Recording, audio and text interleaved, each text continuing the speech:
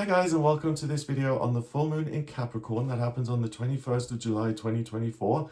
Thanks for joining me. The chart you see next to me here, that's a snapshot of the sky at the moment this full moon will take place.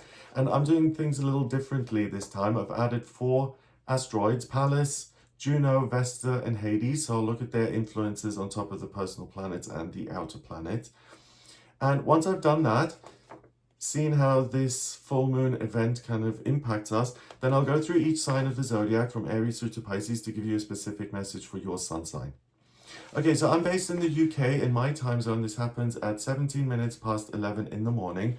But a full moon is always a 3-day event. So where I am, I've been actually able to see the moon for the last few days. And yesterday it looked really full. But it's something that we'll experience over a number of days. So I would say 20th, 21st, 22nd of July.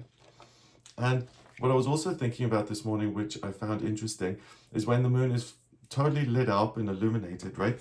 All the other stars, they kind of fade into the background. So it's your feeling, it's your heart that takes center stage during a full moon. And this one particularly is about examining your work and whether that is part of your life purpose or something that just pays the bills, or whether you're meant to be employed by other people or whether you want to be self-employed if you want to start your own business. But fundamentally, the question of this is, does my work serve me in life as well as me serving it? So if something is off in terms of your work, your vocation, your career, however you feel about it, this is a great opportunity to put it under the microscope and to say, do you know what, if this doesn't fit, then I can be of service to myself by making changes and getting it to fit and making it what I need from it. And then we've got the sun at 29 degrees in Cancer. So the sun is what you identify with on a conscious level, and it's what seems empowering and what you want to move towards. And again, at 29 degrees, it's 11, it's about being of service. And in Cancer, that's traditionally the 4th house in the traditional zodiac, right? And it has to do with your roots and what makes you feel like you belong and like your home and family. And I really get the sense that this isn't so much about your relationships with other people, it's really about nurturing yourself, in the sense that if work and career, or what you're working towards, right, if you're a student or retired, if that suits your needs, if that's still right, or whether you could do something that would be a better fit. And particularly, if you're someone who's considered starting their own business or making the shift from employed to self-employed, the question again is, what is it that I can build independently on my own that would serve other people through this work and myself? But it's really about removing yourself from the opinions of society and expectations, and it's really about, what do I feel about this, and do I have a sense that I'm moving in the right direction? So this face-off is a really good opportunity to make small tweaks if you already are on the right track, or big changes if you feel like you're in the wrong circumstance altogether. Like, for instance, you took the job because at the time, maybe 2 years ago or 3 years ago, there was great financial pressure and it made sense to take a job that you weren't enthusiastic about, but it paid the bills, right? So it served its purpose.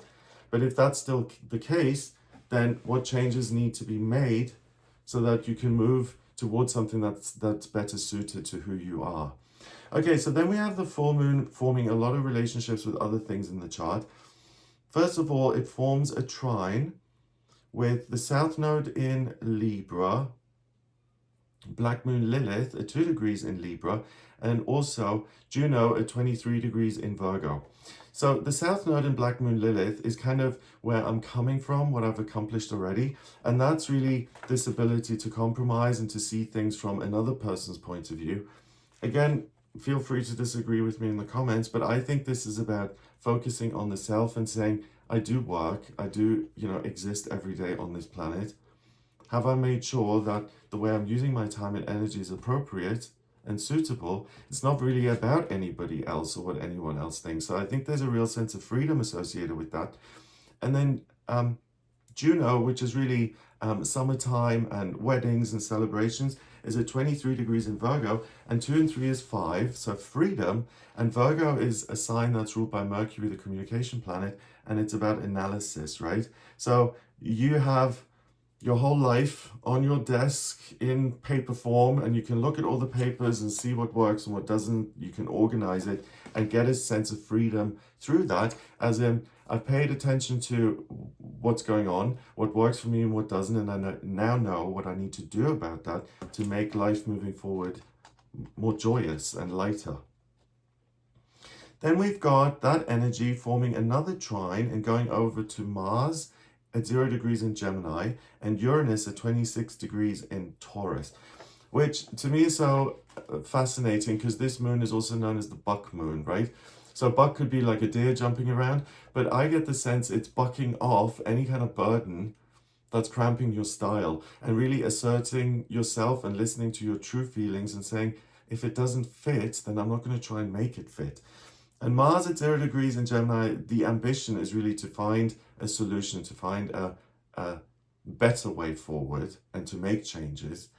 And Uranus at 26 degrees in Taurus is really, to me, something earth-shattering in the sense that your circumstances could change drastically and that you're okay with that you want to affect change. So if change actually happens, it's something to celebrate and not something to be afraid of. And they then trine back to the moon in Capricorn. And that creates a grand trine, which is an area of talent. So it's in the element of, usually a grand trine is in just one element. So either air or fire or earth. But here, because the things aren't exact, and I'm being generous, it looks a little bit squished. If you look at the center of the wheel, this big blue triangle, it's air, but it's also a bit of earth. And that's interesting because we have a combination of those two elements. Mars is in Gemini, air. Uranus is in Taurus, which is earth. Then at the bottom of the chart with the moon, we have the moon in Capricorn and Pluto in Aquarius, again air. And then Juno in Virgo and the South Node and Black Moon Lilith in Libra. So we've got that combo. So air is a masculine element, which is about your intellect and ideas. And the sun, remember, the conscious identity you're moving towards is in Cancer. So the intellect is focused on how can I take care of myself in my life as it is so that I have a better time. I'm my own best friend. I'm my parent overseeing this whole thing. And then earth is a feminine element that is receptive. So if you have an idea, as in this is what makes sense now, I've decided this is a better way forward, then your circumstances will be malleable and receptive to the change in focus or change in plan, and you can action things very easily. So that is a talent. So as soon as it occurs to you, it's going to be crystal clear, and then you can act accordingly.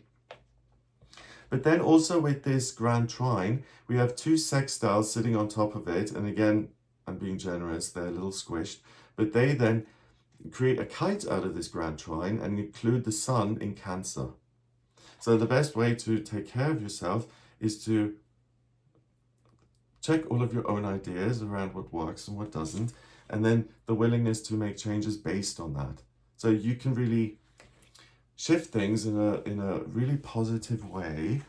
Then the things that I mentioned, these combos, I want to mention the moon and Pluto. So Pluto is at 0 degrees in Aquarius, and Pluto has been in Aquarius since January. And it's a really good placement as far as I'm concerned, because Pluto is rebirth. It's the phoenix arising from the ashes, right? It's miracles and unexpected things. It's transcending circumstances. And in Aquarius, which is ruled by Uranus, which is also chaotic and unpredictable, it's the rebirth of ideas. Aquarius can be said to be the teacher or the humanitarian. And next to the moon, your heart, really, it's new ideas about your work and if it feels like home or if it doesn't. And that brings up a whole topic. Is work meant to be a delight? Is it meant to feel like home? Or is work meant to be something awful that everyone has to endure and that's just the way it is? It's kind of rhetorical because I feel that work, when you use your gifts and talents and you channel that into something that's appropriate, that work can become a really rewarding, enjoyable part of your life. And if you're in a position that's any less than that, then you may think I'm being overly optimistic. Not everyone can have a job that they love. But if you agree with me in the sense that there are things within you that when properly utilized could really create great satisfaction and abundance for yourself, and also an ongoing sense of joy, then this is the full moon to really examine that and to say, I will make shifts now and I will only do work that I really love to do. And even if you take it a step before that, what is it that I love to do is something that you can discover here, particularly via Juno in Virgo analysis for freedom in your working life. Okay, let's see what else we've got then. We've got the moon forming a sextile with Neptune, the dream planet, at 29 degrees in Pisces. So we've got another 29, 11 service, and Neptune is the outer planet. It's the higher octave of Venus. So love on a humanitarian level, or the collective unconscious, what binds us all together. And in Pisces, how can I make changes so that I'm helping myself, but also doing something that's designed to be for the greater good? So I'm making a positive contribution, right? That then goes back via another sextile to Mars and Uranus. And again, that's just the willingness that if things don't fit, then I'm willing to do the work to get them to fit. Let's see what else. The moon just makes those connections. So the sextile and the two trines. But we've got these other things. So we've got Mars and Uranus opposing Pallas at 20 degrees in Scorpio. And Pallas is really about wisdom, right? And what you've learned through your own experience. And at 20 degrees in Scorpio, you have a relationship with your inner wisdom, what really fits for you. So there's no sense of doubt around that. Mercury doesn't connect to the moon directly, but it's at 26 degrees in Leo, a fire sign ruled by the sun. And we also have Vesta and Venus in Leo. So Vesta is the inner flame. It's kind of similar to Sagittarius in the sense of what kind of burns brightly within me independently, what represents the home in terms of satisfaction.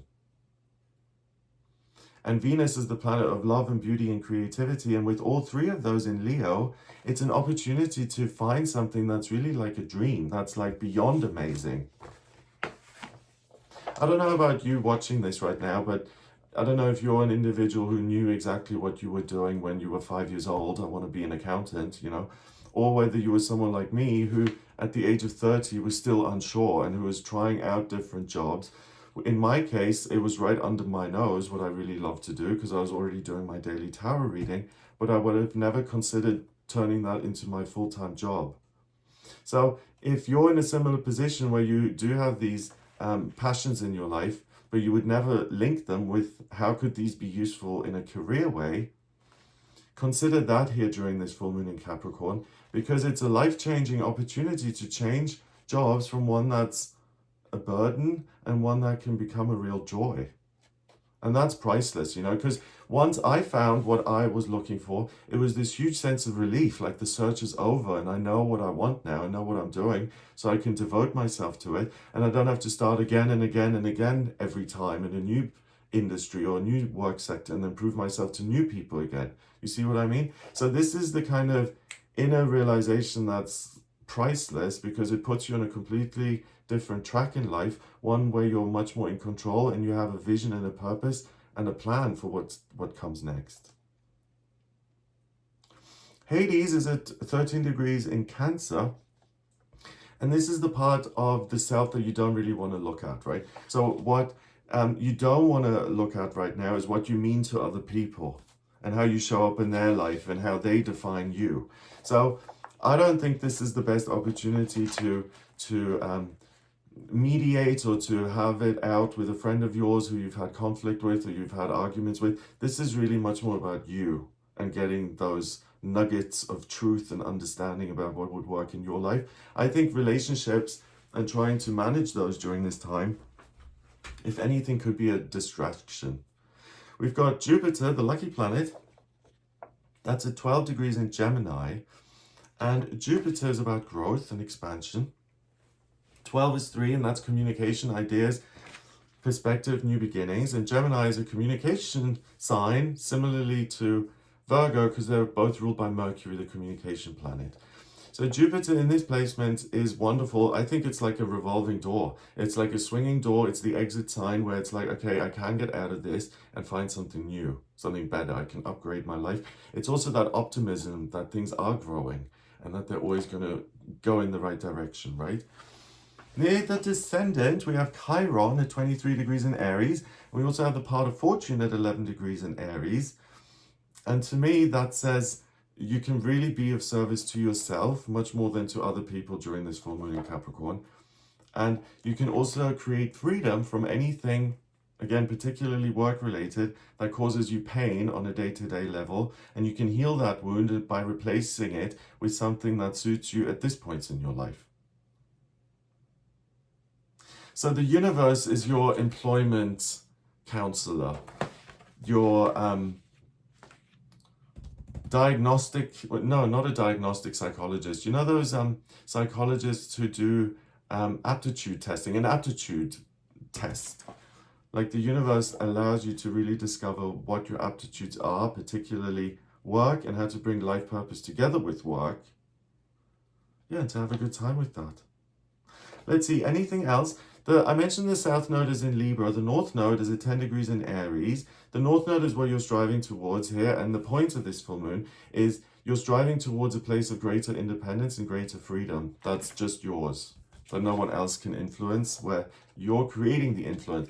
And I spoke about that recently. That's been a big topic lately. This sense of, am I cause or am I effect? And this certainly is being able to do the work on a practical level and on an inner level. But to cause change. It's not about listening to other people or the company, what the effect on your life is. You're the one who's making the changes happen. So you're self-generating here. We have another grand trine in the chart. So this one connects the midheaven in Cancer with Pallas in Scorpio and Saturn at 19 degrees in Pisces. And the wonderful thing is that you're able to get to the truth in terms of what will work for you, specific content. And then the sense of I'm spiritually supported, and also I'm supporting myself on a conscious level in making these changes, so that any shifts are going to feel really comfortable and don't bring up a lot of anxiety. It's something that you kind of feel like you're meant to shift, and you're being supported by the universe in making these changes, which can often take the pressure off. We've also got a mystic rectangle. It connects Neptune in Pisces with the moon in Capricorn and Pluto in Aquarius. Then they trine the South Node and Black Moon Lilith in Libra, and they then sextile, again a little squished, they sextile Venus at 12 degrees in Leo. So the elements that are being combined here again are earth and air, but we also have fire and water. Okay, so this is the ability to visualize yourself 5 years down the road, living your best life, particularly being in your ideal job. So it's like being given, you know, a Polaroid picture that you can focus on and then manifest in future. So expect some sort of image, mental image to be delivered to you. However you see signs or symbols in the world, it's a good day to try and practice that. You know, if you see shapes and messages in the clouds, have a look up. If it's like you throw tea leaves or something and the patterns they make gives you a message, or tarot cards, or when you're driving around, you look at the billboards and you see what messages they give you, or you read the numbers on license plates like 111 and 222, you know, angel numbers and things like that. Look out for those kind of earthy symbols. That's how the universe could speak to you here. And that's it. In terms of this chart, I think, let's see if I've missed anything. Okay, so the two grand trines, they intersect then again in a bit of a wobbly way to create a six-sided star, a Star of David. And when that shows up in a natal chart, often the person has the ability to channel or to be a medium, because the one triangle pointing up is a willingness to communicate with yourself, the higher realm, source, whatever you call it, the invisible place where all truth is stored, like the Akashic records. And then the triangle pointing down is an actual answer coming back and having that great dialogue. So with that in the middle, it's really like, not only is the universe providing you with an aptitude tester, it's also giving you the right answers. It's more like multiple choice then. Okay, rather than like a complete aptitude test. So basically, if you don't know what you ought to be doing for work or what you should be working on, or what would bring some excitement and accomplishment and satisfaction into your life, this is the time during this worker full moon, the buck moon, to buck off anything that doesn't work for you and instead to embrace something that will. Okay, so let's look at each sign of the zodiac then. So I've already mentioned at length that the main thing about this full moon is being able to figure out work, career, and purpose in career. But Aries, for you, the good question, or a good question to ask is, what have I discovered about my work in the last 6 months? And what changes can I make independently to bring more fun and purpose into my working life? So Aries, if you've then come to some conclusion about your work, but you haven't made any changes, the question could also be, what's holding me back from making these changes? Is it self and self-doubt, or an unwillingness to go through the inconvenience of change? Or is it circumstances or relationships that dictate you have to keep things as they are? And again, if you are being dictated to, Aries, one, for you guys, that's not going to go down very well because I don't think that's your favorite thing. But again, you'll be able to shrug that off and break free from any of those kind of restrictive circumstances. Taurus, for you, the question is likely to be, how can you turn your creative output or something that you're doing free of charge in your everyday life already, how can you turn that into paying work? So it's especially relevant for the Tauruses watching who are artists, writers, performers. Think about it in the sense of, where would be a good home for my art, or where would be a good home for my book? A publisher or a gallery, or what would it be? So Taurus, for you, if you ask the question, what would be my dream job in an ideal world? You'll really get clear answers on that. So again, if you are less than perfectly satisfied, ask the question again, be willing to then make the changes, and you can really upgrade to this place of, oh, finally I found it. Gemini, you'll be able to attract a lot of attention this week. So if you're organizing an event, or you're attending a protest, or if you're active on social media, or you have a brick and mortar store somewhere, or an online shop, you'll be able to create good publicity for yourself and eyes on you.